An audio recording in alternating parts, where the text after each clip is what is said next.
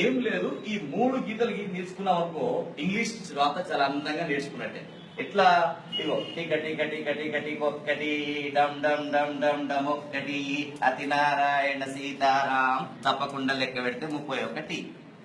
1 2 3 4 5 6 7 8 9 10 11 12 13 14 15 16 17 18 19 20 21 22 23 24 25 26 27 28 29 30 31. ఇలా రాగానే దీన్ని ఏ విధంగా చేసుకుంటే ఏ, ఇది బి, ఇది సి, ఇది డి, ఇది E, F, G, H, I, J, K, L, M, N, O, P. మారిపోతుంది రాత తొందరగా.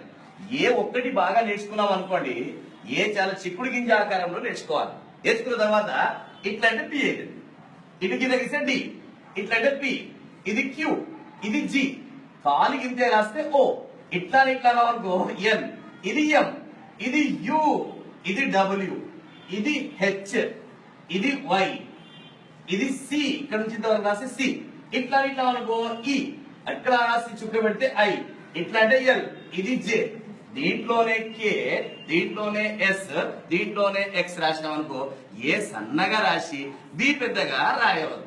ఏ ఎంత రాస్తామో బి కూడా అంతే రాస్తే బాగుంది. ఇది గుర్తుపెట్టుకోవాలి. పైన 7 1 2 3 4 5 6 7, కింద 6 1 2 3 4 5 6, పైన 7 కింద 6, మధ్యలో 21 1 2 3 4 5 6 7 8 9 10 11 12 13 14 15 16 17 18 19 20 21.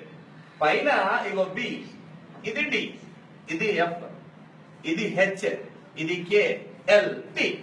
బిడిఎఫ్ హెచ్కే అంటే పై 2 డబ్బాలలో రాయాలి. ఇగో G, J, P, Q, Y, Z.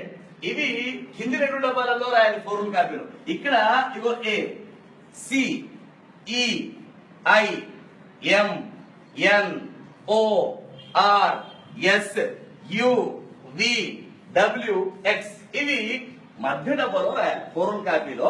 ఇవి పై 2 డబ్బాలలో, ఇవి కింది 2 డబ్బాలలో, ఇవి మధ్య డబ్బాలో రాస్తే ఇంగ్లీష్ ఈజీగా మీరు చాలా అందంగా